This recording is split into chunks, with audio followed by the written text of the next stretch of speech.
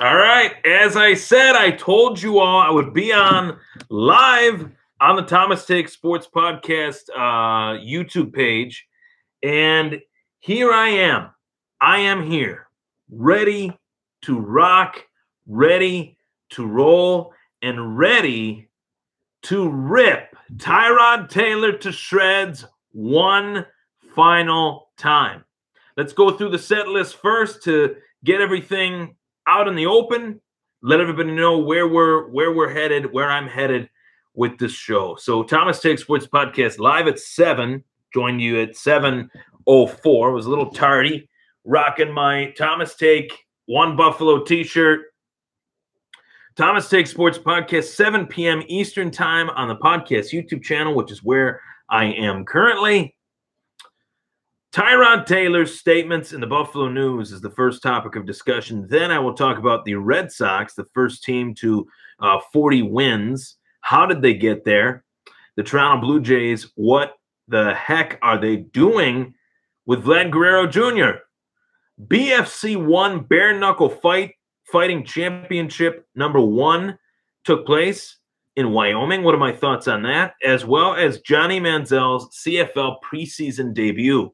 What are my thoughts on the man, Money Manziel? Marlon Moraes, impressive, very impressive knockout victory. I'm going to go into that. So I would be remiss to not give the people what they want.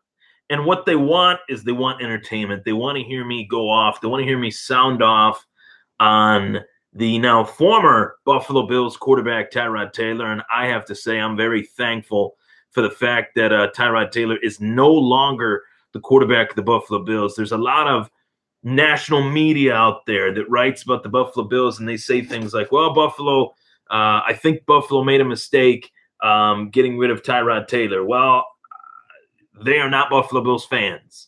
They do not understand what it was like to watch Tyrod Taylor attempt to be a quarterback for the better part of the last 3 years. And along the way, there were some bumpy bumps in the road, I guess you could say, where Buffalo decided to go with Nate Peterman last season for one game versus the Chargers. They decided to start Cardale Jones the season prior to that. They made a lot of moves that showed that they were not really dead set on Tyrod Taylor being their starter. And now here we sit, 2018, the offseason. The offseason is surrounded by that one position again in the quarterback position in Josh Allen, in the Josh Allen era, in A.J. McCarron, and the before-mentioned Nate Peterman. Those are Buffalo Bills quarterbacks, the 3 Buffalo Bills quarterbacks. And Tyrod Taylor was traded to the Cleveland Browns for the first overall selection in the 3rd round, which Buffalo used to take Tremaine Edmonds, So if you're asking me which player do I think Buffalo made out on, will make do with, that player is Tremaine Edmonds. He's 20 years old. He's a stud linebacker, a guy that played very, very well at Virginia Tech, and a guy that continues to impress the teammates, even in OTAs. Lorenzo Alexander was talking on One Bills Live and was stating how Tremaine Edmonds is a guy that's really understood the defense right out of the gate. He's very good at calling the plays. There's been a big learning curve for him, but he hit it in stride and took everything in stride and is really willing to do his due diligence at being the best middle linebacker they could possibly be. So right out of the gate, things are very good. And we're in the honeymoon phase for Edmonds and Buffalo. Got to throw that in there as well. But I'd rather have Tremaine Edmonds than Tyrod Taylor. And we'll go with that. So Sunday, June 3rd, 2018 is today's date. And I had heard of this story coming out in terms of Tyrod Taylor's quotes This was the headline in the newspaper. The Buffalo sports section. Tyrod Taylor, it's backwards, and I quote, the headline is, "I still feel I'd done more than enough to stay where I was." Tyrod Taylor is grateful he got his opportunity to start with the Buffalo Bills and help end the drought, but now he's facing an even more daunting challenge in Cleveland. This was by Vic Carucci, who I have a lot of respect for Vic Carucci. I'm not this is no slight on Vic Carucci whatsoever. I think Vic Carucci is an awesome sports writer. I think he's a great analyst, whatever you want to call it. But I have to read a little bit of this, okay? Tyrod Taylor's smile is as bright as the early afternoon sun when a visitor from his Buffalo past, carrying a notebook and tape recorder, approaches after a recent Cleveland Browns organized team activity practice. Quote, "Does Sean McDermott know you're here?" he asks. Taylor's greeting is playful, but there's no mistaking the sprinkle of salt. After all, it was McDermott who decided Taylor wouldn't be back for a fourth season as the Bills' starting quarterback. It was also McDermott who foreshadowed Taylor's exit with the infamous November benching, followed by Nathan Peterman's meltdown against the Los Angeles Chargers. Since he brought up McDermott, there was no point in delaying the question. How soon after the coach's arrival last year did Taylor realize he wasn't his guy? Whether I was, quote, "whether I was or whether I wasn't, I'm not there anymore. That's his decision moving forward. I still feel that I'd done more than enough to stay where I was, but at the end of the day, they made a decision to move forward, and that's their decision." Taylor said he fully understands that with new people in charge, change is inevitable. He made a point to compliment McDermott and former general manager Doug Whaley and current general manager Brandon Beane for keeping him in the loop. Or McBean, Brandon Beane and Sean McDermott currently kept him in the loop before March 9th, trade that sent him to the Browns for the third-round pick. In fact, Taylor added the phone conversation in which they informed him the deal was about to happen wasn't a bad conversation.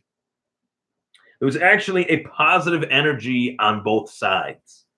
But as much as Taylor wants to stay focused on the present and future, he says he's excited, happy about the place that he is in now and the team that he's playing for, and excited about the opportunity to be a Cleveland Brown. Okay, well, now here's the fun part. Allow myself to reintroduce myself. My name is Ryan Thomas. You're tuning into the Thomas Takes Sports podcast, and it's no secret that I was never a Tyrod Taylor fan. There is no secret that I was shocked that Buffalo kept him around for as long as they did. It is no secret that I am shocked that national media and writers that have nothing to do with the Buffalo Bills, that barely watch a down of the Buffalo Bills, state how they are stunned that Tyrod Taylor is no longer their guy. I can go to the stat sheet and people say, well, he didn't turn the ball over. He didn't turn the ball over. He was very good at preserving a drive. 14 touchdowns to 4 interceptions was the quarterback touchdown to interception ratio for Tyrod Taylor last year. That is abysmal, and that cannot happen in 2018 in the National Football League. It just can't happen. Biggest quote of that snippet there, "I still feel I'd done enough to stay." If Tyrod Taylor felt as if he had done enough to stay, then that is all the reasons and then some as to why he is not a Buffalo Bill. Let me rephrase that. Tyrod Taylor still feels as if he did more than enough to stay and remain a Buffalo Bill. Based on that 3-year window, that is why he's gone. Everyone says how much of a hard worker he was, how he studied all the film that he needed to study, how he did all the things the little things right. Everyone says that. But if this article is true, which I believe it to be true, that he still feels he had done more than enough to stay where he was, then that's why he is not a Buffalo Bill. Because in reality, The only guy that thought what he did was good enough, besides his diehard avid supporters that are in the clouds, was himself. The only guy that thought that he belonged on the Buffalo Bills still was himself. The Bills organization didn't. The fans that have a clue said that he didn't. Tyrod Taylor believers, people that think he is everything and then some, trade in your Buffalo Bills gear. Trade it all in, bring it to a store, see if you can return it, take it to wherever you need to take it, Plato's Closet, wherever you need to go, and buy yourself some Cleveland Browns gear if you're that amped up about Tyrod Taylor being a Cleveland Brown. The only team in 2017, the only team in 2018 that was willing to take a chance on Tyrod Taylor, the Cleveland Browns. Let that sink in, ladies and gentlemen. Let that sink in that the only team willing to take a shot on Tyrod Taylor was a team that finished 1-15 and a team that finished 0-16. Their head coach just cleansed his body in Lake Erie for a great cause, but to say that that provided him with a lot of dignity that he had to make do on an 0-16 promise that if they were that bad, he would have to take a bath in Lake Erie, I don't even know what to say to that. Let's dive into this a little more, okay? And pardon me if you hear the newspaper crinkling, but Tyrod stays in touch with some of his former teammates. That's cool. That's fine. If LaShawn McCoy wants to text him and hit him up, if Kelvin Benjamin wants to text him and hit him up, if Zay Jones wants to text him and hit him up, that's fine. That's common. But I think, me personally, if I were him and I knew that I was a C- quarterback in the National Football League, at best a C+ quarterback in the National Football League, I would not put out dumb, stupid statements like this one that says, I still feel like I am good enough to be on the Buffalo Bills, knowing that you're not, knowing that they gave you enough of a shot. They gave you your only shot at starting in the National Football League at a time when no one even knew who you were. And yet we have to read these statements in the front page of the Buffalo News. Rather than reading stuff about Josh Allen, we got to read about retread quarterback after retread quarterback that we do not care about anymore. Me personally, I've moved on from the Tyrod Taylor era. I don't want to have to talk about Tyrod Taylor. As I said, this is the last time I will rip Tyrod Taylor to shreds. The last time. Tyrod Taylor's stats were that of a third-string quarterback on a good day. And if we look at the Cleveland Browns with what they did this offseason, trading for Tyrod, trading away Deshaun Kaiser for Demarius Randall, trading away, taking Baker Mayfield first overall, taking Denzel Ward fourth overall, straight out of the Ohio State. You can't tell me that that's just a coincidence. Baker Mayfield being the first overall pick, if he does not beat out the retread quarterback that is Tyrod Taylor, a guy that the Buffalo Bills even said, we got to get him out of here. And I know the Bills have new management and they're doing a really good job, but they even had enough. Cleveland was the only team in the NFL that had any interest in Tyrod. If Tyrod starts week 1 and it's due to the fact that Tyrod, quote unquote, beat out Baker Mayfield, that's a real problem for Cleveland on so many different levels.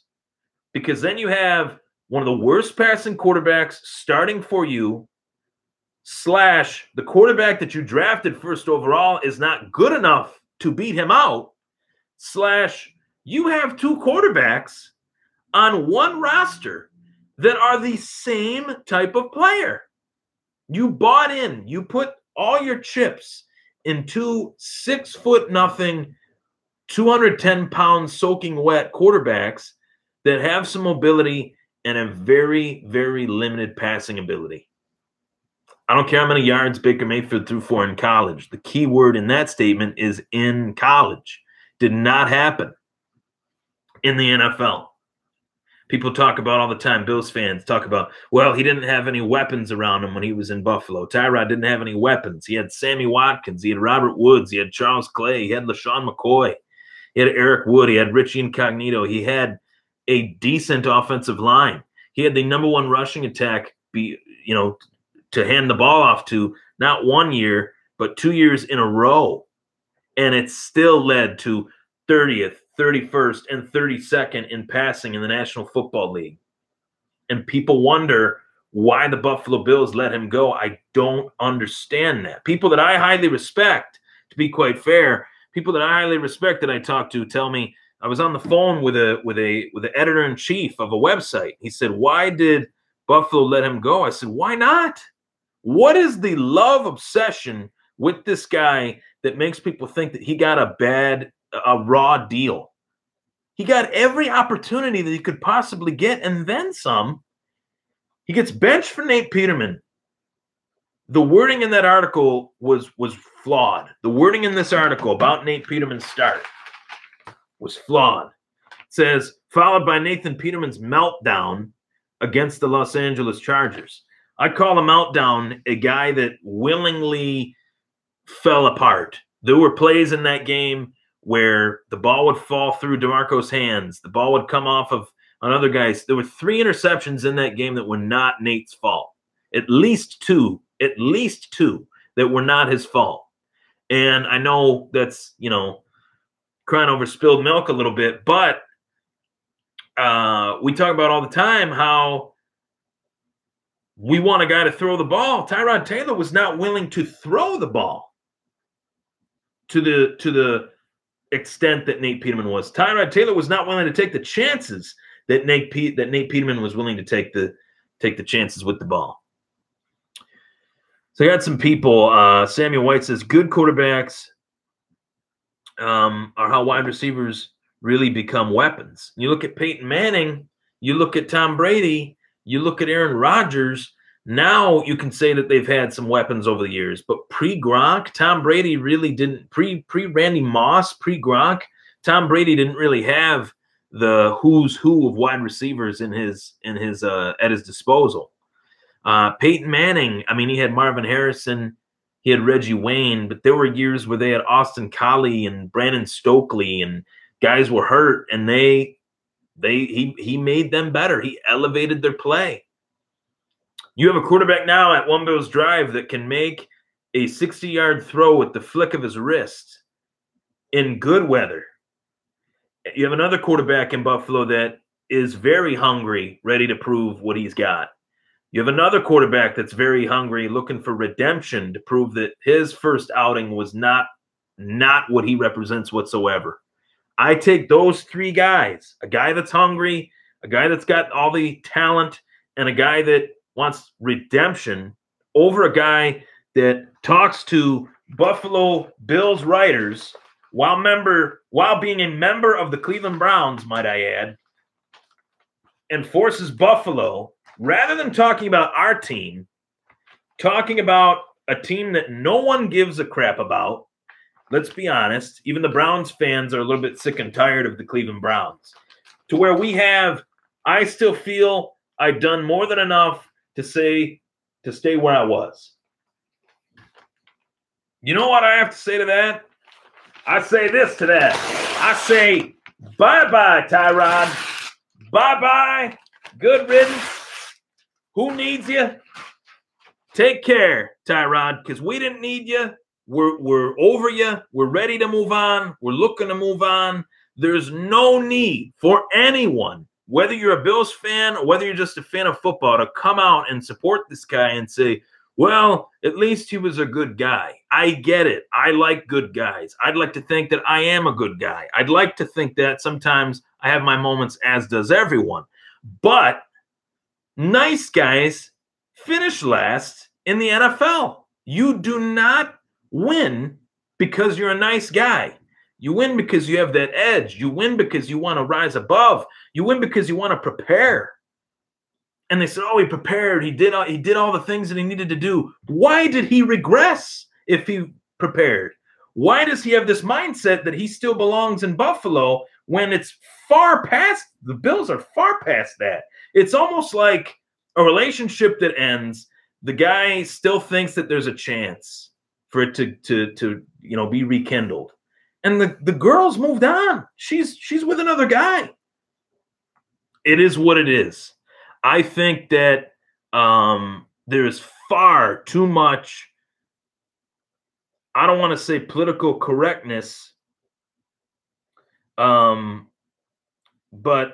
there were a lot of ridiculous claims that were made about the Buffalo Bills during that whole time, saying that Sean McDermott was racist, saying that Brandon Beane was racist for benching Tyrod Taylor and starting Nate Peterman. Give me a break. Cut the crap.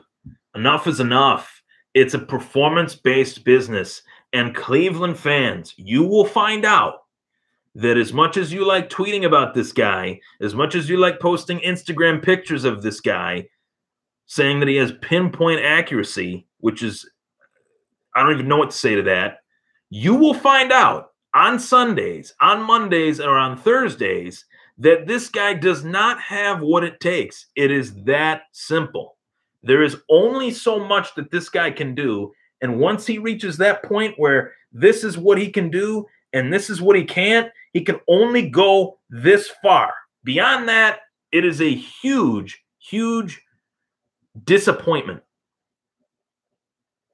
We're talking about a quarterback that knew going into a game that this was his last shot at really redeeming himself to the organization and stating that, hey, I'm the man, I'm your guy, I can make things work here with what we got. We lost a playoff game 10-3. 10-3. You can say, the one thing you can say is that the offensive coordinator was never really set in stone. That's the only thing that can be said as far as a reason that might have allowed Tyrod Taylor to, kind of fluster a little bit. But the great quarterbacks find a way, and he simply was not. That is all I have to say about Tyrod Taylor from here on out. I won't touch him with a 10-foot pole in any fantasy league. I will root for him to do well. I hope he does well. Meanwhile, I know he won't. And I'm not saying that to be a hater. I'm saying that just knowing the facts of watching this guy for 3 years. If I thought that he was going to be any better than he was these last 3 years on the Browns, I would have to be insane to think that, regardless of who they have, with Jarvis Landry, with Josh Gordon, with Carlos Hyde, with David Njoku. In Buffalo, you substitute all those players. He had LaShawn McCoy, who's going to be in Canton one day. He had Charles Clay. He had Sammy Watkins. He had Robert Woods. You put Sammy Watkins and Robert Woods on the Los Angeles Rams, they were two completely different players. Even Sammy, who was banged up here and there, of course, as he always is, showed that he was the legit guy that the Buffalo Bills thought he was in moments. Robert Woods definitely showed that he was a legit guy, more than he ever showed with the Bills. And even in moments where he was allowed to catch the ball, in moments where he was targeted, in moments where Kyle Orton and E.J. Manuel threw him the ball 10 times as much as Tyrod Taylor did, he played very well. He looked like a second-round pick. Good luck, Cleveland. Good luck. So that's my take on the Tyrod Taylor situation. I ripped Tyrod Taylor to shreds. And you can say pun is definitely intended. Showed you guys that newspaper, and I ripped it into shreds all over my floor. I do not want to see Tyrod Taylor on the Buffalo News ever again. And frankly, as a citizen of Buffalo, there are more important things to talk about in this sporting community than players of years past, players that the majority of the fan base wanted gone, especially myself. So on to the next topic of discussion. The Boston Red Sox are the first team to win 40 games in Major League Baseball this season. Obviously, the way the schedule goes, some teams have played more games than others, but Boston, the first team to win 40 games. And I'm going to tell you how and why they did it.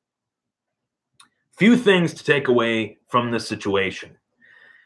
Going into the season, I knew that the Boston Red Sox had a stacked lineup. Andrew Benintendi, Mookie Betts, Jackie Bradley Jr., one of the most stud fielders in Major League Baseball. But you also have Xander Bogaerts. You also have the X Factor, the guy that they brought in from the Arizona Diamondbacks, J.D. Martinez. When that move was made, I thought the Red Sox really got a good shot at putting together one of the best offenses in baseball. And they have. They have one of the best offenses in baseball. I think the Yankees and Red Sox have the two best offenses. You could also throw in Houston in that mix, the defending World Series champs. But Boston seems to have the ability to score runs quickly, score runs when they're behind, score runs when they're ahead. They can score runs when they need to. That is their biggest attribute on this team currently. And their starting rotation, which features Chris Sale, which features Rick Porcello, which features David Price, Eduardo Rodriguez.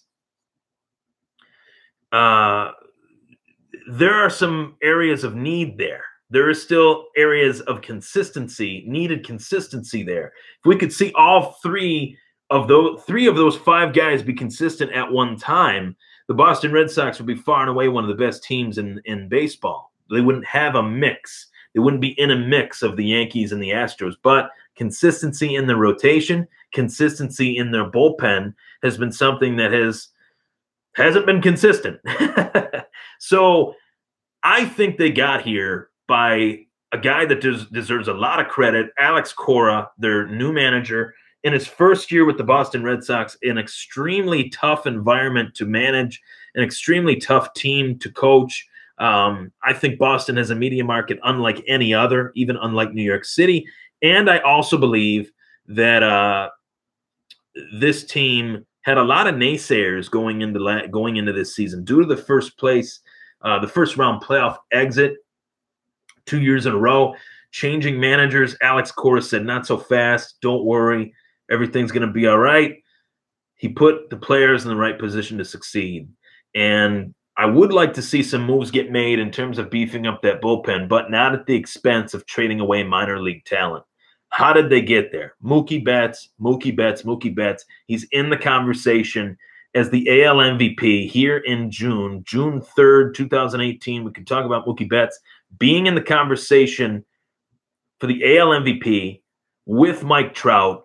And I have to say that the two best players in baseball are Trout and Betts. It's not close to me. I think there are players that are elite in that mix, like Bryce Harper and Judge, and there's some really great players in baseball right now, which is why I think baseball's had a huge comeback these last few years. But Mookie Betts has proven to be the most consistent player outside of Mike Trout. And if Mike Trout was on a better team, I think the Angels are decent. But as I mentioned, Boston has a stacked lineup. They're willing to put it on the line. Anaheim is not. And what I mean put it on the line, I mean sign that check. Make that money. So that is my take on the Red Sox and their 40 wins so far this season. Chris Sale, best ace in the AL, in my opinion. A guy that I definitely think was a huge X factor once he got here for Boston. Another topic in the sport of baseball, the Toronto Blue Jays, a team that I'm very familiar with because they're in the same division as the Boston Red Sox in the AL East, with the New York Yankees, with the Tampa Bay Rays, and the Baltimore Orioles. The Toronto Blue Jays, believe it or not, I believe, have one of the best minor league systems in all of baseball. You have Vlad Guerrero Jr., you have Bo Bichette, you have Craig Biggio's kid, you have offspring of great or decent major league players, and yet Toronto is still not willing to call up Vlad Guerrero Jr. from AA to AAA Buffalo And that is driving me insane. I would love to go to more Bison's games. I'd love to have a reason to go to more Bison's games. Vlad Guerrero Jr. would be that reason, the offspring of one of the greatest players of his era in Vladimir Guerrero, Montreal Expo, Angel, Oriole, all-time great player. One of my favorite players ever. And his son is just as good, just as hyped, just as ready now than he was yesterday or the day before. And now he has an injury, so I can't really say that necessarily, but I can say that it is inexplicable that this guy is not playing at AAA. It's inexplicable that this guy is not playing in the major leagues. Toronto is losing. They are failing. And in my opinion, in baseball, you have to put the best players out there. No ifs, ands, or buts about it. There can't be this, oh, well, we need to let him groom. We need to let him get better. He does have to get better defensively, not offensively. He's a stud. He's a gem. But defensively, he has to get better. And that's what their excuse is. Well, when you're hitting 480 in AA, time to come up with the big boys for a little while. That's my saying. Welcome to the show, Vlad Guerrero Jr. I would have already told him that. I'm a little bit biased in this instance because Vlad Guerrero Jr. is on my fantasy baseball team, but he's on 49% of Yahoo fantasy baseball leagues. He's owned in 49% of those Yahoo fantasy baseball leagues. So why, for the life of me, why is he not called up yet? Josh Donaldson has a recurring calf injury. It's not a good injury to have in the game of baseball. Why is Vlad Guerrero Jr. not called up yet? I don't understand it. I don't get it. I think it's a joke. Teams are trying to win. Toronto, Miami, they're saying they're trying to win, but they have a lot of minor league talent, and they're not bringing it up. It makes me wonder if they're tanking. BFC 1. Bare knuckle fights are sanctioned in Wyoming, and they just had their first event last night. Bare knuckle fighting championships or something of those of that nature. BKFC sounds like Burger King Fighting Championship. Bare knuckle FC results: Beck Rawlings, Joey Beltran win bloody wars, and this is the first bare knuckle boxing event that was legally held in United States history. Now, I am a massive combat sports guy. I'm an MMA writer, and I would be the first to admit that, to me, this is a huge step back for combat sports, because what turns off a lot of people about combat sports in terms of watching it is that it's too violent. It's too violent. People can't stomach the violence, the gore, the blood, the cuts, the bruises, whatever. They can't stomach it. Well, I'm in that mix, believe it or not. There's some fights I'm like, oh, man, I can't, I watch it, but I'm like, wow, that's really bad. And this instance of the bare knuckle fighting, it's terrible. There's no need to have bare knuckle fighting legalized. I think that's really stupid. And I think it's even dumber that they have Wyoming or Wisconsin, wherever it is. I thought it was in Wyoming. They've regulated these events, and they're putting these players in charge. They're putting these fighters in these events that are way past their prime. They're shot. They're done. There's no need to have these guys get their heads bashed in any more than they already have. Johnny Football made a comeback, sort of, kind of, not really. Johnny Football made his preseason debut at the Hamilton Tiger Cats versus the Toronto Argonauts. Both drives led to turnovers, and was not a good day at the office for Johnny Manziel. Let me tell you, the way it works is, I see any sport as anything else. If you don't do it for a while, it's like getting back on a bike. It's going to take some time to get your balance, make sure you don't fall, Johnny Manziel didn't get his balance, and he fell. I did not like what I saw early from Johnny Manziel in this process. That doesn't mean that he won't turn it around. I think he's going to tear the CFL up to shreds and flip Canada upside down. That's honestly what I think. Future, if I look in my crystal ball, within these next 2 years, he's going to be a face of the league. But so far, not so good. There's definitely some work to be done there. Definitely some work to be done in terms of his preparation, the change in the game from the NFL to the CFL, as well as don't sweat the small stuff, Johnny. If some bum in the CFL is calling you out, just let him. Just let him. Whatever. Prove it on the field. You got a lot to prove. Marlon Moraes defeated Jimmy Rivera, who going into that fight, Jimmy Rivera in UFC Utica was undefeated. And Marlon Moraes, head kick knockout, spectacular victory. I say give that man a title shot. Dillashaw versus Garbrandt 2. Whoever wins that fight should fight Moraes next. I'm Ryan Thomas, everybody. That was the Thomas Take Sports Podcast live on YouTube. My thoughts on Tyrod Taylor? I ripped him to shreds for one last and final time. I will never talk about Tyrod Taylor ever again. Take care.